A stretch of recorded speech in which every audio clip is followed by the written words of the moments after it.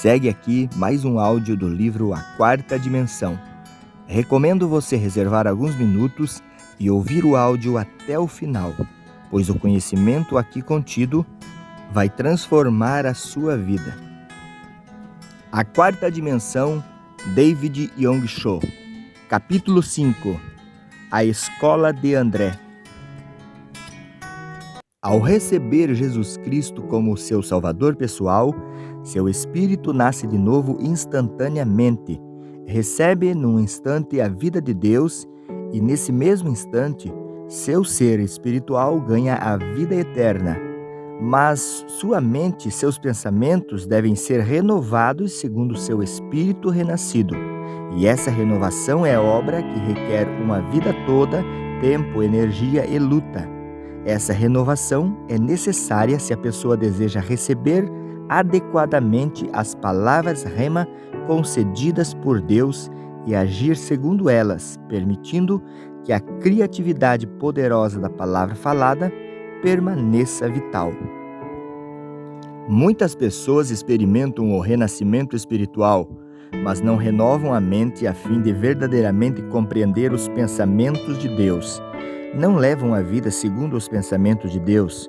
Por esse motivo, Deus, que neles habita, não pode mover-se livremente através do canal de sua vida de pensamento. Permita-me dar-lhe um exemplo. Certo dia, meu filho mais velho, que nessa época estava no 4º ano primário, veio procurar-me no escritório. Era evidente que ele queria fazer-me uma pergunta, mas hesitava em perguntar. Finalmente eu disse: "Filho, o que você está tentando perguntar?" Ele sorriu. "Papai, se eu lhe fizer uma pergunta estranha, o senhor vai ficar com raiva?" "É claro que não vou ficar com raiva", assegurei-lhe. "Vamos, diga." "Bem", continuou ele, "o senhor tem permissão de mentir para a sua congregação?" "Quando foi que eu menti?" perguntei. Ele sorriu. "Já ouvi dizer uma mentira repetidas vezes à sua congregação." Eu estava chocado. Se meu filho desconfiava de mim, então quem confiaria em mim? "Filho", disse eu, "sente-se aqui e diga-me, quando foi que eu disse uma mentira?" "Papai, tantas vezes o Senhor diz à sua congregação que se encontra com Deus, de modo que fiquei curioso." Todo sábado eu ficava fora da porta de seu escritório, ouvindo quando o Senhor preparava seus sermões, e às vezes abria a porta um pouquinho para ver se o Senhor realmente estava conversando com Deus aí. Mas nunca vi o Senhor realmente se encontrando com Deus em seu escritório. Ainda assim, nos domingos o Senhor sobe ao púlpito e ousadamente declara que se encontrou com Deus. Isso é mentira, não é? Não tenha receio de me dizer a verdade, sou seu filho. Não vou contar para os outros. Como ele ainda era tão jovem, eu sabia que ele não compreenderia se eu lhe explicasse meus sentimentos com termos teológicos. "Senhor", orei, "preciso de sabedoria. Como é que posso explicar a esta jovem mente o meu relacionamento contigo?" Subitamente um pensamento tremendo fluiu de meu coração e olhei para meu filho dizendo: "Filho, deixe-me fazer-lhe uma pergunta. Você já viu seus pensamentos?" Ele ficou em silêncio por instantes. "Não, nunca vi meus pensamentos." "Então você tem a cabeça vazia", respondi. "Você não tem pensamentos." "Não, papai, eu tenho pensamentos. Eu posso falar porque tenho pensamentos." "Mas", ressaltei, "eu nunca vi seus pensamentos." "Como é que o senhor poderia ver meus pensamentos?" perguntou ele. "Eles estão em algum lugar no meu cérebro e o senhor não pode vê-los." "Bem, então", disse eu, "embora você não possa vê-los, você realmente tem pensamentos, não tem?" "É claro, papai", respondeu ele. "Bem", expliquei, "encontro-me com Deus embora você não possa vê-lo com os olhos. Deus é como seus pensamentos. A Bíblia diz que Deus é o Verbo." "Filho, e o que é o verbo ou a palavra?" "O verbo é o pensamento vestido com vocabulário. Se Deus é pensamento vestido com o chinês, O povo chinês compreende os pensamentos de Deus. Quando os pensamentos de Deus são vestidos com o inglês, então o povo norte-americano o compreende. Quando os pensamentos de Deus vêm a nós vestidos em coreano, o povo da Coreia compreende. Filho, encontro-me com Deus ao ler a Escritura, a palavra de Deus, e os pensamentos de Deus tocam meus pensamentos num reino invisível e converso com o Pai Celestial através da palavra de Deus. Deus é como o pensamento. Meu filho imediatamente compreendeu o significado e assentiu com a cabeça. Não posso ver meus pensamentos, contudo sei que os possuo. Sim, Deus é como o pensamento. Não posso vê-lo, mas ele está aí. Estou satisfeito. Sinto muito, papai, por tê-lo compreendido mal. Quando meu filho saiu, levantei-me e louvei ao Senhor. Pai, temia que ele não compreendesse, mas compreendeu. Entretanto, sei que não eu, mas o Espírito Santo que me ajudou a ter as palavras com que explicar sua maravilhosa presença. Agora, deixe-me fazer-lhe uma pergunta. Com que se parece Deus? Deus possui forma? Ele se parece com o ser humano? Como se pode explicar a presença de Deus? Deus é como o pensamento. Se você não tiver nenhum pensamento, então Deus não terá o canal através do qual falar a você. Você não pode tocar Deus com as mãos. Você não pode respirar Deus como se respirasse o ar. Deus não pertence ao mundo dos sentidos. Você somente pode encontrar-se com Deus através da arena de sua vida de pensamento. Os pensamentos de Deus vêm mediante sua palavra ou através do seu Espírito Santo. Os pensamentos de Deus tocam os seus pensamentos e é aí que você se encontra com Ele. De modo que, se você não renovar a sua vida de pensamento e se não renovar sua mente após a conversão, então Deus não pode realmente manifestar-se a você. Muitas pessoas ainda vivem com suas mentes antigas depois da conversão. Esta maneira antiga de pensar é limitadora. Desta forma, Deus fica limitado pelo tipo errado de vida de pensamento. A fim de andar intimamente com Deus, é preciso que você renove sua mente e seus pensamentos. Se você não renovar seus pensamentos, Deus não pode descer e ter comunhão com você. Deus não habitará uma mente poluída, assim como peixes e pássaros não permanecem num lago poluído. É preciso que você renove seu pensamento para que a fé possa surgir através de sua vida de pensamento. A fé simplesmente não surge de seu espírito interior.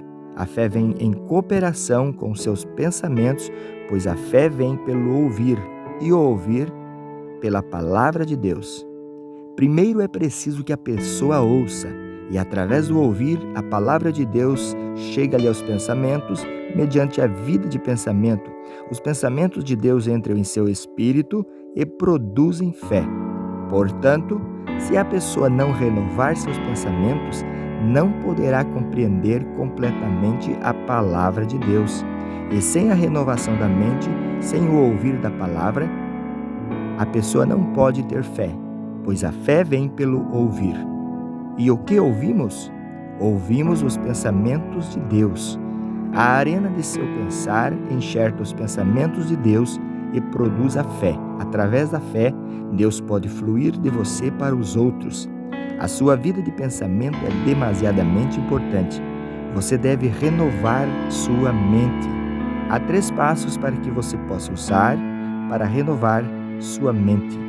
E é preciso que você os siga a fim de conseguir uma renovação de sua vida de pensamento. O primeiro passo é mudar seu pensamento de uma atitude negativa para uma positiva. Para termos um exemplo, demos uma olhada em Pedro, o discípulo de Jesus Cristo. Os discípulos de Jesus estavam em um barco no mar da Galileia. Era noite escura e tempestuosa, e as ondas eram tão altas que o barco estava a ponto de virar. Lutavam desesperadamente para manter o barco flutuando, quando repentinamente viram Jesus Cristo andando sobre as águas, indo em sua direção.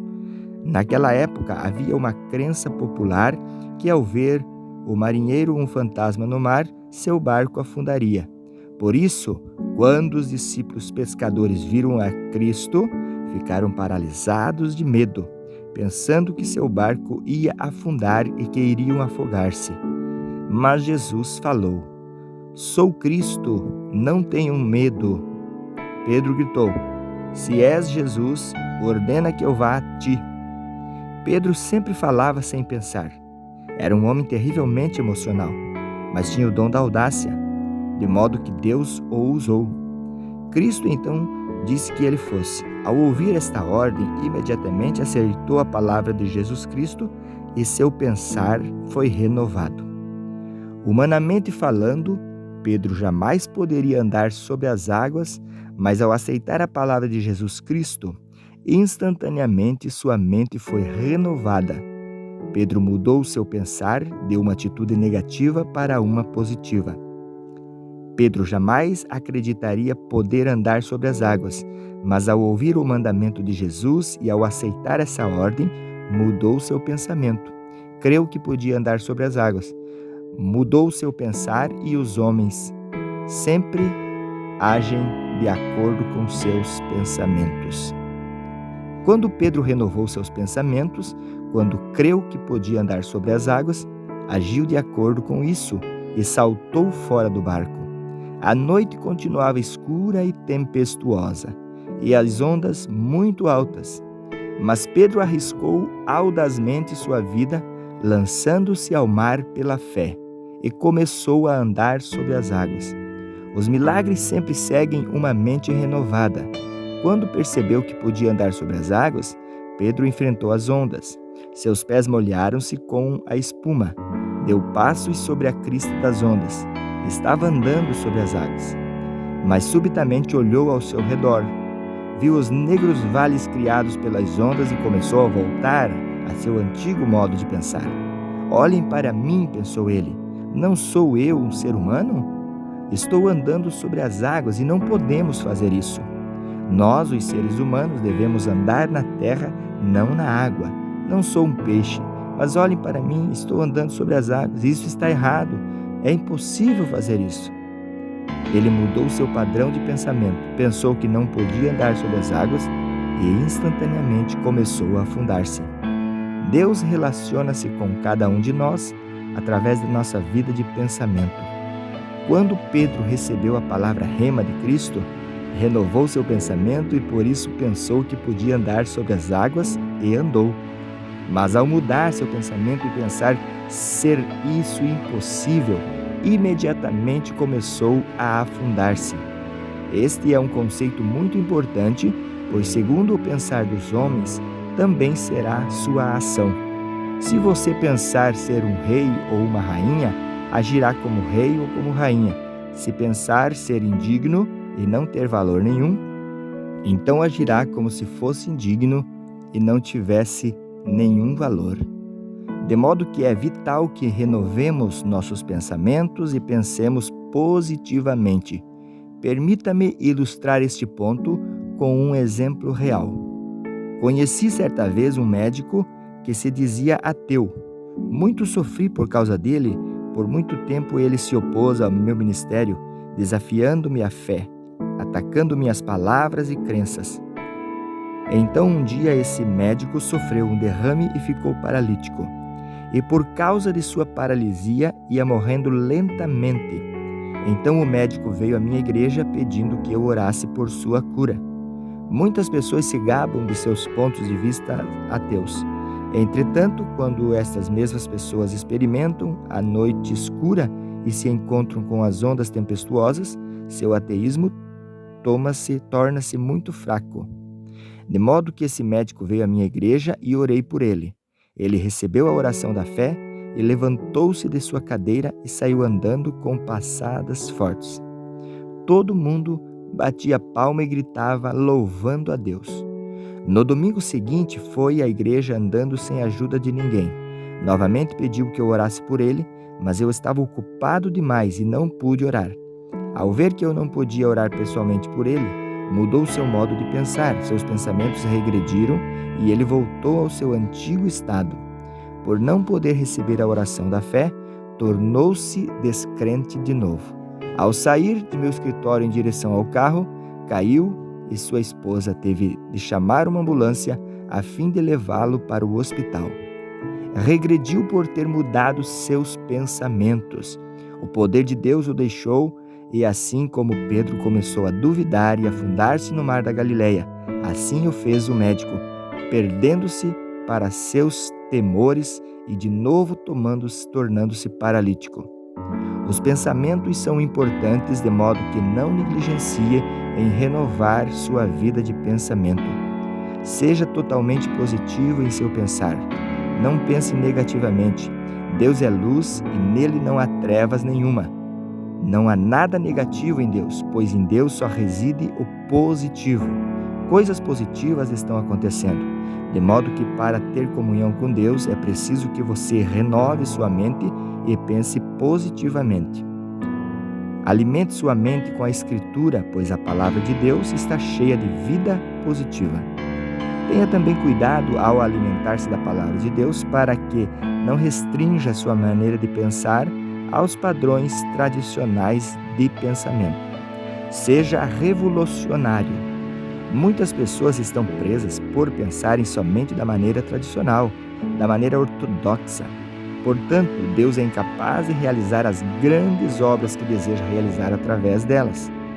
Mas, se você receber a palavra de Deus e revolucionar sua maneira de pensar, então alcançará alturas muito além de suas limitações atuais. Quando estou na Coreia, tenho uma reunião com meus 100 pastores associados todas as manhãs. Todas as manhãs, das 9 às 9h30, desafio-os a revolucionarem seu modo de pensar. Não pensem somente da maneira tradicional, exorto-os. Não sejam levados pelo pensar e ensino de show. Vão pela palavra de Deus. Alimentem-se da palavra de Deus. Revolucionem sua vida de pensamento. Expandam sua vida de pensamento de acordo com a Escritura.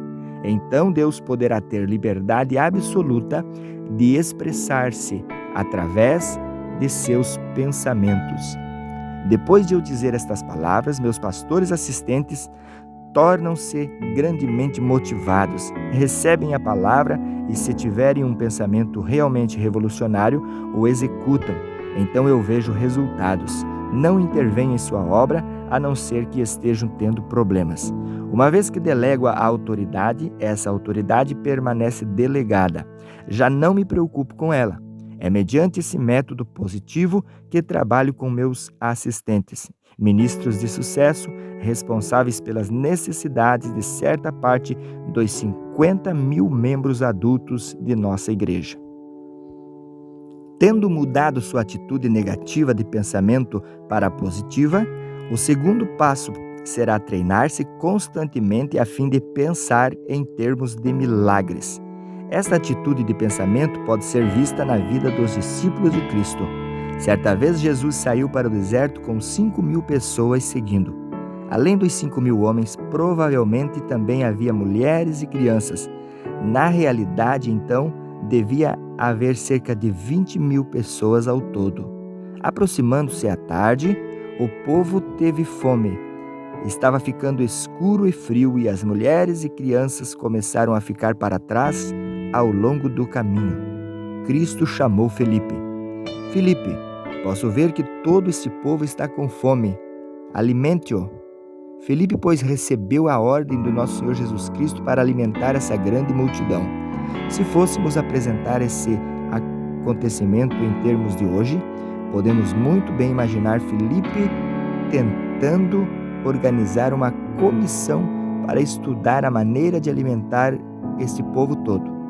Podemos vê-lo recrutando membros para sua comissão. Os escolhidos seriam discípulos com alto grau de inteligência.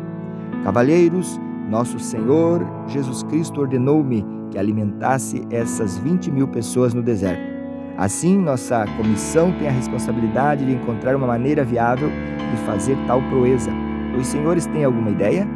Certo indivíduo levantaria a mão e, depois de Filipe ter lhe dado a palavra, diria: Você não sabe que estamos num deserto? Não estamos no centro de Jerusalém. É absolutamente impossível até mesmo pensar em alimentar essas pessoas. Também penso assim, Felipe poderia ter respondido. Secretário, por favor, anote isso. Outro cavaleiro levantaria a mão. Senhor relator, desejo fazer uma pergunta. Temos dinheiro suficiente? Precisaríamos de pelo menos 200 denários para alimentar uma pequena parte dessa multidão. Temos dinheiro suficiente? Não, responderia Felipe. Não temos nem um centavo. Bem, então o senhor está louco pensando alimentá-los, retorquiria o homem. Sim, concordo com você, responderia Felipe. Senhor secretário, anote isso também. Um terceiro cavalheiro tomaria a palavra. Senhor relator, sabe de alguma padaria que pode produzir pão suficiente para todo esse povo de uma só vez? Não, diria Felipe. Não conheço padaria alguma por essas redondezas. Bem, então levaria semanas para alimentar esse povo e isso é impossível. Sim, concordo com você, diria Felipe. Senhor secretário, anote isso também. Então outro discípulo falaria. Desejo expressar minha opinião. Também, senhor relator. Como veem, já está ficando tarde. Por que não os espalhamos, dizendo-lhes que vão e encontrem um lugar onde passar a noite e comer? Então seria concluída a reunião e Felipe juntaria a informação conseguida. Mas esta informação seria somente de natureza negativa e impossível. Informação que iria contra os ensinos de Jesus Cristo e que se oporia diretamente à sua ordem. Felipe então iria informar Jesus, mas ao começar a falar, André chegaria com 5 pães e 2 peixinhos. André, exclamaria Felipe, deixe de brincadeira, você tem 5 pães e 2 peixinhos para alimentar 20.000 pessoas. Você perdeu o juízo. Mas André não lhe deu resposta. Simplesmente trouxe os 5 pães e os 2 peixinhos a Jesus. Jesus, isso não é suficiente para alimentar tanta gente, mas o trouxe de qualquer maneira. André tinha ouvido a ordem de Jesus. Sua mente aceitou o mandamento e, embora duvidasse, trouxe a Cristo o alimento que encontrou. André possuía o planejamento da possibilidade e, mediante seu pensamento, apanhou a visão de Jesus Cristo. Então Jesus abençoou o pão e os peixes, multiplicou-os e a grande multidão foi alimentada. Todos os cristãos pertencem a Jesus Cristo, mas em Cristo há 2 escolas de pensamento, a escola de Felipe e a escola de André. Infelizmente, muitas igrejas pertencem à escola de Felipe. Falam somente acerca do impossível, clamam estando num deserto e que é tarde demais e que as pessoas não podem ser alimentadas, falam com pouca fé, falam do impossível. A que escola pertence você? Sei que muitos vão às escolas e universidades diferentes, mas a que escola pertence você no que diz respeito à sua vida de pensamento? Você pertence à escola de Felipe ou à escola de André?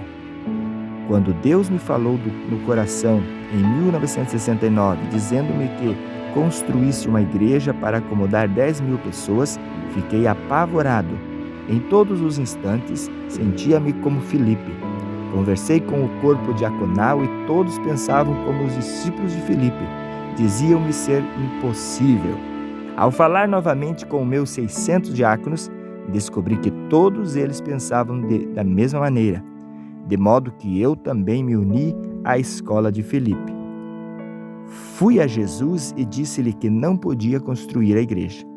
Mas em meu coração Jesus ordenou: não pedi que fosse conferenciar com os anciãos e diáconos. Disse-lhe que construísse a igreja.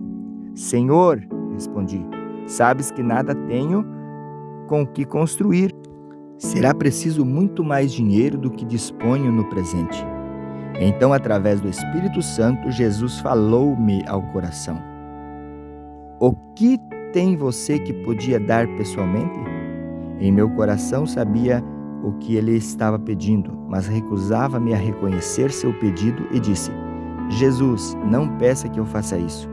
Casei-me com 30 anos de idade e por todos estes anos tenho economizado dinheiro a fim de construir uma linda casa e dá-la à minha esposa. Mas o Senhor respondeu: dê-me o que você possui. Pai, são somente $20.000, clamei. Isso não pode construir a igreja e o complexo de apartamentos. São precisos 5 milhões. A quantia que poderia conseguir pela casa não será suficiente. Mas Deus disse: venda sua casa, traga esse dinheiro a mim com fé. Oh Deus, isso é terrível, respondi. Como posso fazer isso? Se algum dia você vai crer em minha palavra, admoestou-me o Senhor, primeiro deve estar disposto a dar o que possui e o que tem. Para a mulher coreana, o lar é tudo. E é o lugar onde cria seus filhos, é o lugar onde constrói a sua vida, é uma posse preciosa para ela. Por isso temia dizer à minha esposa e comecei a orar com dor no coração. Orei para que minha esposa consentisse em vender nossa casa. Nessa noite trouxe presentes para minha esposa, flores e chales. Por que você está me dando esses presentes? Perguntou ela. Você está preocupado que não o ame mais? Mas ficou contente e preparou a refeição vespertina alegremente. Oh, louvado seja o Senhor, respondi. Estou tão feliz por tê-la escolhido. Se Deus me pedisse que escolhesse outra garota, ainda escolheria você. A cada dia que passa, você se torna mais linda para mim. Depois de alguns instantes pensando ter chegado o momento certo, disse: querida, tenho um grande problema. Olhou para mim preocupado e disse: conte-me. Vamos construir uma enorme igreja com assentos para 10.000 pessoas, disse-lhe. Vai custar $5 milhões. E estive orando a esse respeito e o Espírito Santo falou ao meu coração, dizendo que eu devo conseguir o dinheiro para a construção e que devo começar com o meu próprio lar. Deus deseja que lhe entreguemos 5 pães e 2 peixinhos, e esses 5 pães e esses 2 peixinhos são nossa casa. Minha esposa ficou pálida. Depois, olhando-me dentro dos olhos, disse: essa casa é minha, não sua. Não ouse tocar nesta casa. Pertence a mim e aos meus filhos. Você não pode abrir mão dela. Sua reação foi a que eu temia. Então fui ao Senhor em oração. Senhor, fiz o que podia, o resto é com o Senhor. Envia teu Espírito Santo a fim de transformar-lhe o coração para que ela se renda. Nessa noite, enquanto orava, podia ver minha esposa revirando-se no seu sono. Soube então que o Espírito Santo estava operando. Disse ao Senhor: ó Deus, continua a tocá-la. E o Senhor a tocou. Ela não pôde dormir por quase uma semana. Seus olhos ficaram inchados e vermelhos. Finalmente veio a mim dizendo: não posso suportar mais. Não posso recusar o desejo do Espírito Santo. Desistirei da casa. Então ela trouxe a escritura da casa e juntos pegamos essa escritura e demos nosso lar para a construção da igreja. Agimos como André, que embora tivesse somente 5 pães e 2 peixinhos, creu que Jesus podia pegar esse pouco de alimento e com ele alimentar toda a multidão. Nós também pertencíamos à escola de André. Certo dia, entretanto, surgiu um problema com respeito ao terreno no qual pretendíamos construir a igreja. O governo coreano estava desenvolvendo um terreno chamado Ilha Yoido. Esta propriedade seria modelada à maneira da ilha de Manhattan, em Nova York. Nesse terreno estavam construindo edifícios do governo e somente permitiriam ali uma igreja. Todas as igrejas da Coreia fizeram pedido de construção. Presbiterianos, metodistas, batistas, católicos, budistas e confucionistas. Todos esses pedidos foram examinados e entregues ao Congresso para a decisão final. Eu também fiz um pedido. O encarregado olhou-me e disse: a que denominação pertence o Senhor? Assembleia de Deus, respondi. O Senhor quer dizer aquela igreja onde gritam louvores a Deus de uma maneira alta e barulhenta? E oram pelos doentes e falam em línguas estranhas? Exatamente, respondi. Ele sacudiu a cabeça. O Senhor sabe que esta igreja vai ficar bem em frente do edifício do Congresso. Esta igreja tem de ter aparência digna e a sua não tem. Não podemos aceitar sua inscrição. Fiquei alegre no coração, contudo, pois isto me daria a desculpa para não construir a igreja. Voltei ao Senhor em oração. Senhor, tu ouviste o que ele disse, não ouviste? Não temos dignidade suficiente para construir aqui. Você pode levar ao Senhor toda a desculpa que puder arranjar, mas o Espírito Santo sempre tem a resposta. O Espírito Santo respondeu dizendo: quando foi que disse que pedisse permissão para a construção? Então não tenho de fazer a inscrição? Perguntei. Meu filho, respondeu ele, você não deve seguir o caminho em que agora trilha. Deve andar em direção oposta, no caminho da oração e da fé. Sendo assim, comecei a jejuar e a orar. Então em meu coração a sabedoria do Espírito Santo disse: vai e descubra quem está a cargo do projeto de desenvolvimento dessa ilha. Fui e logo descobri que o vice-prefeito estava a cargo do desenvolvimento daquela área toda. Comecei a indagar de sua vida pessoal e familiar. Descobri que a mãe dele era membro da igreja presbiteriana. Portanto, fui visitá-la. Orei com ela e ela recebeu o batismo no Espírito Santo. Então começou a assistir à minha igreja. Na Coreia, a sogra tem muito poder e autoridade sobre a nora.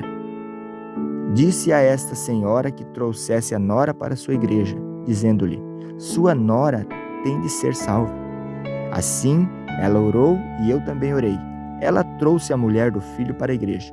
Depois de ouvir o sermão, entregou o coração a Cristo e foi cheia do Espírito Santo. Consegui a esposa, sei que conseguirei o marido. Por isso, lhe dei a instrução: você tem de trazer seu marido para a igreja. Mas ele é ocupado demais, respondeu ela. Você não quer que ele vá para o inferno, não é mesmo? Perguntei com severidade. Portanto, traga-o para a igreja. Quando afinal ela o trouxe à igreja, preguei uma mensagem poderosa. Embora não olhasse diretamente para o rosto dele, estava em verdade pregando para ele. E miraculosamente ele entregou o coração para o Senhor. No domingo seguinte, ele entrou em meu escritório. Pastor, o senhor sabe que estou encarregado do desenvolvimento da Ilha Yoido. Estamos dando permissão para que uma igreja coreana construa seu templo ali. Gostaria que levássemos nossa igreja para lá. Eu queria gritar, mas o Espírito Santo não me permitiu. Às vezes o Espírito Santo opera de modo muito misterioso. O Espírito Santo deu-me a impressão que eu devia dizer não, mas argumentei. Não dei o duro para isso. Embora meu coração chamasse para dizer sim, respondi: não, senhor vice-prefeito. Para levar esta igreja, seria preciso uma soma exagerada de dinheiro e teríamos de comprar pelo menos 3 ou 4 acres de terra. Isso custaria mais de 5 milhões de dólares. Acho impossível. Para piorar as coisas, nossa igreja é considerada uma igreja pentecostal não digna e eles nem mesmo aceitariam minha inscrição. Ele sorriu e disse: acho que tem um jeito. Ore durante uma semana e depois voltarei. Dê-me a resposta depois de uma semana, para que eu me desincuba do assunto rapidamente. Orei durante uma semana e na semana seguinte ele voltou ao meu escritório. Pastor, se o senhor tomar a decisão de levar a igreja para lá, farei todos os arranjos para que tenhamos o melhor local. Também cuidarei de todos os papéis e as despesas ficarão por conta do meu escritório. Enviarei meu representante ao Congresso a fim de conseguir todos os acordos necessários e farei todo o trabalho burocrático. Farei tudo pelo Senhor. Garanto-lhe que conseguirá o terreno. Mais que isso, farei todos os arranjos para que a igreja compre o terreno a crédito. Então o Espírito Santo disse-me ao coração: grite! Senhor vice-prefeito, disse eu, aceito. Deus impediu-me de dizer sim por uma semana e, como resultado, não somente conseguimos o terreno de um modo miraculoso, mas também não tivemos de preparar toda a papelada. Então fui assinar o contrato com uma construtora. Logo depois lançaram os alicerces e começaram a construção da igreja e do complexo de apartamentos. Esse vice-prefeito agora é um dos anciãos de minha igreja. De maneira similar, sua fé poderá ser testada. Se você tem um projeto pequeno, será testada de um modo pequeno. Se tiver um projeto grande, será testada de uma maneira grande. Jamais pense que sua fé sempre irá por jardins de rosas. Você passará por turbulência, mediante a qual Deus prova a sua fé. Até esse ponto da construção da igreja, eu ainda pertencia à escola de André, e com grande fé orava por cada problema que ia surgindo. Mas então o dólar foi desvalorizado e o construtor rescindiu o contrato dizendo que precisava aumentar o preço da construção do prédio da igreja. Chegou a crise do petróleo e todos os bancos fecharam as portas para mim.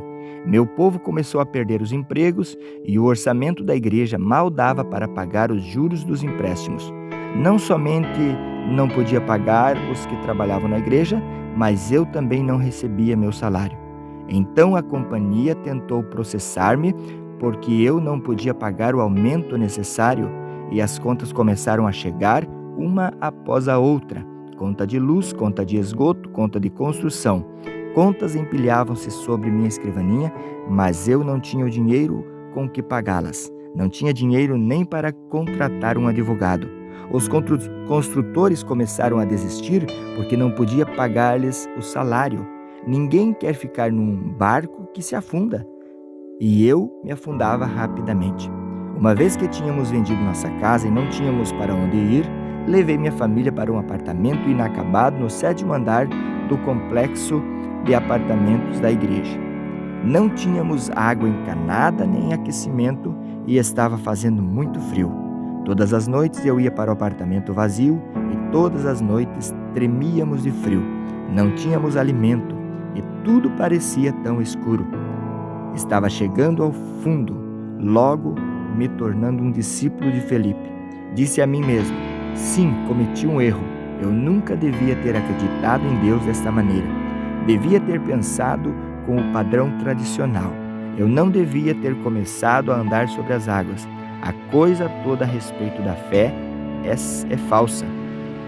Todas as vozes que ouvi em minha vida de oração devem ter sido vozes da própria consciência e não do Espírito Santo. Sim, cometi um erro. Comecei a ter comiseração de mim mesmo. As pessoas começavam a deixar minha igreja. Todos os relatórios eram negativos. Minha família até mesmo começou a ter dúvidas a meu respeito. Tudo parecia impossível. Eu estava cansado e com fome. É isso aí, disse eu. É o fim. Esta é a assim chamada vida de fé. Vou pôr um fim à minha vida. Vou matar-me. Continuei. Vou morrer. Mas não desejo ir para o inferno. Tenho trabalhado para ti, Senhor, todos estes anos. E pelo menos devia receber alguma coisa em troca. Se o inferno for pior do que isto, por que devo ir para lá? Não posso viver num mundo como este.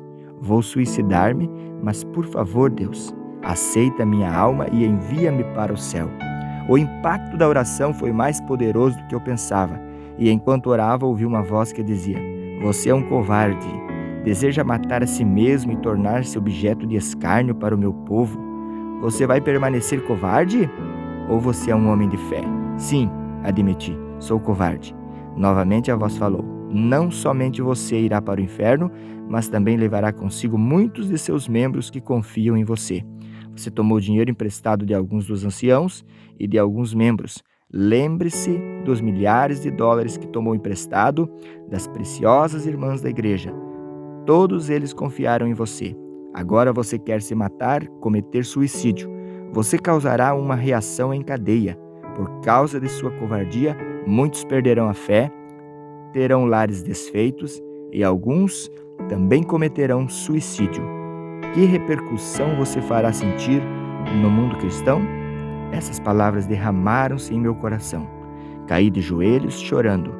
Ó Deus, então o que posso fazer? Por que não me deixas morrer? Deus respondeu: Você não pode morrer, pois precisa perseverar. Precisa ver todas as dívidas pagas, todas as dívidas do povo devem ser saudadas. Levantei-me, deixei o 7º andar e fui para o meu escritório. Ajoelhei-me, clamando e chorando. As novas de minha condição desesperada começaram a espalhar-se por entre o povo. Subitamente experimentaram o reavivamento da fé, inclusive os que tinham saído da igreja. Salvemos nosso pastor, clamaram. Salvemos o homem de Deus. Assim teve início um grande avivamento, um grande movimento chamado Salvemos Nosso Pastor. Era um inverno muito frio e não tínhamos aquecimento, mas as pessoas começaram a lotar aos milhares o primeiro andar da igreja inacabada. Milhares também oravam e jejuavam muitos dias em seguida. Clamavam e oravam: salvem o homem de Deus, salvemos nosso pastor. Então Deus começou a mover-se. As senhoras cortavam seus longos cabelos, traziam-no ao altar a fim de fazer perucas para que pudessem ser vendidas. Certo dia, em uma cena especialmente comovedora, uma senhora de 80 anos de idade, que não tinha filhos, nenhum sustento, mal podendo viver com a ajuda do governo, veio à plataforma chorando e tremendo. Ela trazia uma velha tigela de arroz, 2 palitos e uma colher. Em pé, chorando, disse: pastor, quero vê-lo sair dessa situação. Quero vê-lo receber ajuda, pois seu ministério foi uma bênção tão grande para mim por tantos anos. Quero fazer algo, mas não tenho dinheiro. Eis tudo o que tenho: esta velha tigela, esses 2 palitos e esta colher. Desejo dar tudo para o serviço do Senhor. Posso usar papelão como prato e posso comer com as mãos. Meu coração foi despedaçado. Senhora, disse eu, não posso aceitar sua oferta. É tudo que a senhora tem. A senhora precisa desses utensílios a fim de tomar suas refeições. Não posso aceitar. Ela começou a chorar, dizendo: será que Deus não aceitaria esse presente de uma velha que está a morrer? Será que Ele não aceitaria? Será que isto não poderá ajudá-lo muito? Mas desejo dar algo. Subitamente, um industrial levantou-se e disse: pastor, quero comprar esses objetos. Ele pagou quase $30.000 pela tigela velha, 2 palitos e uma colher. Isso acendeu o fogo. As pessoas começaram a vender suas casas espaçosas e a mudar para apartamentos pequenos. Houve jovens casais que deram todo o salário de 1 ano para a igreja, decidindo a viver pela fé. Esse grande movimento deu resultados. Logo, o dinheiro começou a chegar, pude pagar os juros do empréstimo. Os bancos começaram a abrir as portas para mim. O que é mais espantoso, em menos de 1 ano, tudo começou a se encaixar nos devidos lugares.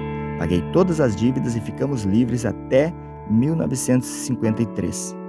Não somente pude pagar o juro, mas também consegui os $5 milhões para terminar a construção da igreja e do complexo de apartamentos.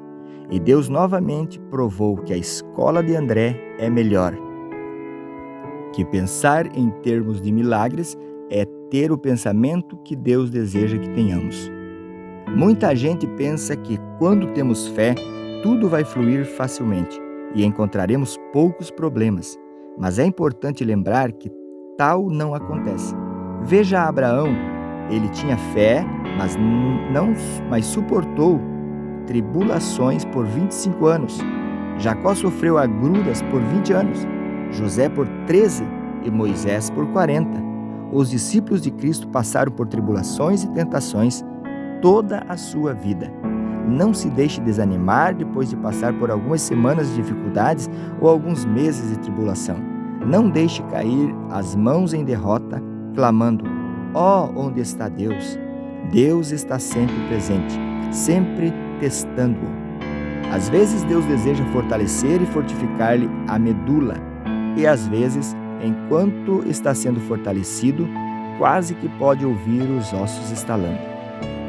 Mas firmar-se na palavra de Deus e tiver fé, então Deus jamais o desapontará. A fim de ilustrar este ponto, contarei outra de minhas experiências. Certa vez assinei um cheque de $50.000 com data adiantada. O cheque devia ser pago no dia 31 de dezembro. Comecei a buscar fundos de todas as fontes possíveis, mas não consegui nenhum centavo. Se eu não depositasse esse dinheiro no banco na data certa, os jornais iam dizer que o pastor da maior igreja evangélica da Coreia havia passado um cheque sem fundos. Eram 12 horas do dia em que o dinheiro tinha de ser depositado e eu orava. Ó Deus, gastei todo o meu dinheiro, mais do que eu tinha. Tomei dinheiro emprestado de muita gente. Pai, para onde irei? Não tenho lugar algum para onde ir. Continuei a orar. O relógio marcou 1 hora, 2 horas, 3 horas. Minha esposa perguntou: querido, você ainda não conseguiu o dinheiro? Não, respondi. Você não sabe que o último avião sai de Seul às 4 horas? Essa é a oportunidade de fugir para os Estados Unidos. Não posso fazer isso. Não posso evitar minha responsabilidade, disse-lhe. Não posso fugir. E se o fizesse, mancharia o nome de Jesus Cristo. Prefiro enfrentar o que quer que aconteça aqui na Coreia a fugir do país. O banco fechava-se às 6 horas e já eram 5. Estava desesperado, não podia ficar sentado nem em pé. Ficava a andar para cima e para baixo como um leão enjaulado. Orei de novo: ó Deus, por favor, vem ajudar-me. Subitamente o Espírito Santo fez com que uma ideia fluísse através de minha mente. Eu devia ir ao presidente do banco e ousadamente pedir-lhe que me desse um cheque de $50.000. Pai, respondi, devo estar perdendo o juízo. Esquentei tanto a cabeça que devo ter sobrecarga demasiada. Não tenho nada para dar em garantia ou hipotecar. Não preenchi nenhum pedido de crédito. E tu queres que eu vá ao presidente do banco e peça um cheque de $50.000? Isso não faz sentido algum. Mas o Espírito Santo insistia: sim, realizo as coisas que não pertencem à ordem natural, percebida pelos homens. Vá e faça o que eu lhe digo. Chamei meu tesoureiro. Senhor Park, por favor, quer ir ao banco comigo? Vou pedir um cheque de $50.000 ao presidente. Ele olhou para mim e começou a rir. O senhor realmente perdeu o juízo, não é? Hoje é o dia 31 de dezembro, são 5 horas e o senhor não tem encontro marcado com ele e deve existir uma fila enorme esperando para vê-lo. Além disso, não temos capital algum, nenhuma avalista, nem garantia de ninguém. Não preenchemos nenhum formulário, é loucura. Eu não vou com o senhor. Se o senhor deseja passar por bobo, que vá só, eu não vou. Está bem, disse-lhe. Vou com a mente renovada. Você fica com a mente tradicional. Entrei no carro e corri para o banco. O estacionamento estava lotado, mas consegui encontrar uma vaga e estacionei o carro. Entrei no banco. Humanamente falando, não tinha nenhuma oportunidade de falar com o presidente. O escritório da secretária dele estava cheio de gente. Querido Espírito Santo, disse eu, vim até aqui. Por favor, dá-me mais instruções. O Espírito Santo respondeu: ande corajosamente, seja audaz, haja como se fosse uma pessoa importante. Não preste atenção a ninguém mais, mas entre direto no escritório do presidente. De modo que me fiz de valente e caminhei com toda a resolução. A secretária me viu e disse: Senhor, aonde vai? Olhei diretamente em seus olhos sem dizer nada. Ela perguntou de novo: quem é o senhor? Tem encontro marcado com o presidente? Qual é o seu nome? De repente tive uma inspiração. Venho de parte da mais alta autoridade, respondi. Eu queria dizer que vinha da parte de Deus, mas ela entendeu que eu vinha da parte do presidente da Coreia, porque na Coreia o presidente é chamado de a mais alta autoridade. Pensando que eu fosse um emissário especial do presidente, ela mudou de atitude. Tornou-se toda a amabilidade e me disse: da parte da mais alta autoridade? Então pode entrar. Dirigindo-se às pessoas que estavam esperando, disse: deixem este senhor passar. Ela mesma levou-me à frente de todos os outros até o escritório do presidente. Ao transpor a porta, orei de novo.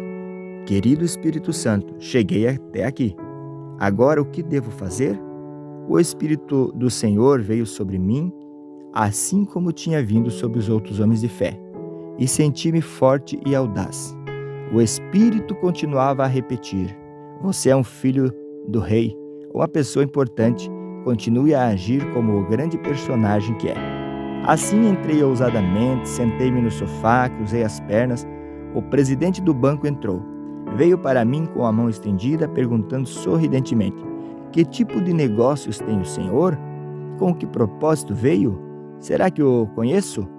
Não respondi a essas perguntas, mas disse: Senhor, vim aqui com um propósito tremendo e vou fazer-lhe um grande favor. Um favor? Perguntou ele, estranhando.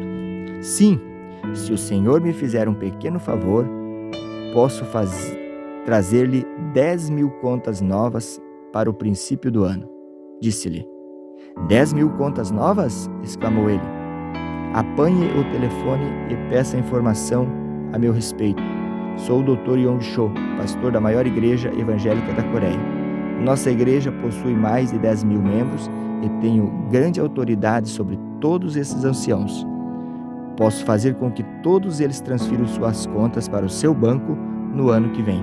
Falhei esse tremendo favor se o senhor me fizer um pequeno. Ele chamou sua secretária, pediu que fizesse as averiguações necessárias. Quando todos os dados foram confirmados, o presidente dirigiu-se a mim dizendo: qual o favor que posso prestar-lhe? Dê-me um cheque de $50.000, disse-lhe. Não tenho tempo de preencher todos os papéis, mas o senhor é um homem de negócios e eu estou no negócio do rei. Muitas vezes o homem de negócio assume um grande compromisso sem nada, guiado somente por sua fé e confiança de que tudo sairá bem. Quando se trata de pequenos negócios, temos de usar assinaturas e papeladas, mas quando se trata de negócios grandes, passamos por cima dessas coisinhas e confiamos que o negócio seja coroado de êxito. Se o senhor for um grande homem de negócios, e creio que o seja, então fará isso por mim. O presidente chamou o vice-presidente, que disse: o senhor não pode fazer isso, estará colocando o pescoço na guilhotina. Não são simplesmente $5.000, são 50.000. Ele não tem garantia nem avalista, o senhor não pode fazer isso. Se o senhor não fizer, interrompi, então tenho outros lugares aonde ir. Eu podia fazer esse favor ao banco Cho Heung. O homem assentou-se, sacudindo a cabeça, então disse: Senhor, tenho um sentimento estranho. Nunca senti esse tipo de emoção antes. Confio no Senhor. Se não confiasse tanto no Senhor, jamais faria isso. Mas gosto de sua ousadia e de sua fé. Ao assinar esse cheque, estarei colocando toda a minha carreira e vida em suas mãos. E esta será a primeira e última vez que o farei. Mas desta vez exporei meu pescoço. Traga-me um cheque de $50.000, disse ele ao vice-presidente. Confio em que o Senhor cumprirá sua promessa, disse-me ele enquanto preenchia um cheque de $50.000 de sua conta pessoal. Ao sair dos escritórios com o cheque nas mãos, parecia que eu tinha 3 metros de altura. Uma vez mais, eu estava na escola de André. Depositei o dinheiro justamente às 6 horas, enquanto o banco se fechava, e me salvei. Muitas vezes, Deus espera até o último instante, uma vez que você renove sua mente e aprenda a andar com Deus. Então, deve persistir até o último momento. Não se deixe apavorar. Renove sua vida de pensamento. Não fique restringido pelo pensar tradicional. Estude a palavra de Deus. Este é o livro-texto com o qual você pode renovar a mente e enchê-la de pensamento positivo e aprender a pensar em termos de milagres. O terceiro passo para uma mente renovada é que ela seja orientada para o êxito. Você deve permear sua mente com a consciência da vitória e com uma abundância de consciência. Deus jamais falha, de modo que se você estiver recebendo os pensamentos de Deus, sempre terá êxito. Deus jamais perde uma guerra. Ele é o vencedor eterno. Você deve ter a consciência da vitória. Deus jamais tem falta de alguma coisa. Você deve ter a abundância da consciência. Esta conscientização é importante. Se você tiver a conscientização de inferioridade, pobreza, doença e fracasso, Deus nunca poderá operar. Deus é seu socorro, sua abundância, seu êxito. Deus é sua vitória. Se duas pessoas não estiverem de acordo, como poderão trabalhar juntas? Para andar e trabalhar com Deus, você deve, pois, enxertar os tipos de consciência de Deus à sua própria. Renove sua mente. Pense constantemente em termos de sucesso, vitória e abundância. Tendo renovado completamente seu processo de pensamento, então receberá a palavra rema de Deus. Ousadamente assimile a palavra de Deus em sua vida de pensamento. Por meio de oração, produza a fé. Por meio de fé, poderá andar com a cabeça erguida. Olhe somente para o Senhor. Embora possua não sentir nada, embora possa não tocar nada, embora seu futuro possa parecer escuro, ainda assim, não tenha medo. Você está vivendo pelo conhecimento revelado. Está vivendo com novos pensamentos, pensamentos de Deus, pensamentos de sua palavra, a Bíblia. Jesus Cristo é o mesmo ontem, hoje e será sempre. Deus Jeová jamais muda. A palavra de Deus jamais cai ao solo sem cumprimento. Não podemos viver só de pão, mas pela palavra de Deus. Somos os filhos justificados de Deus e devemos viver pela fé. Em Jesus Cristo não há diferença de cor ou raça. Todos nós pertencemos a uma única raça, a raça de Jesus Cristo. Vivemos pelo seu pensar. Portanto, renove sua mente e reeduque sua vida de pensamento. Pense grande, tenha grandes objetivos. Você tem uma única vida para viver, por isso não se arraste ao pó. Não viva com a consciência de fracassos. Sua vida é preciosa para o Senhor. Você deve alguma boa retribuição a este mundo. Jesus Cristo habita gloriosamente cada cristão. Portanto, você tem recursos inesgotáveis em seu íntimo. Cristo é tão poderoso hoje quanto o foi 2000 anos atrás. Você pode renovar seu pensamento enxertando os pensamentos de Jesus Cristo em seu coração, pensando positivamente, pensando em termos de milagres, desenvolvendo uma orientação ao êxito, à vitória e a uma consciência de abundância. E isto dá-lhe o fundamento no qual ver a palavra de Deus em sua mente, renovando-o por completo. Então você verá ocorrer grandes milagres. Efésios 13:20 diz: Ora, aquele que é poderoso para fazer infinitamente mais do que tudo que pedimos ou pensamos, conforme o seu poder que opera em nós, chamo a isto de a lei do pensar e pedir. Muitas pessoas pensam que receberão pelo simples pedir. Deus dá resposta mediante a vida de pensamento, infinitamente mais do que tudo que pedimos ou pensamos. O que você pensa? Você pensa pobreza? Você pensa doença? Você pensa impossibilidade? Pensa negatividade? Pensa fracasso?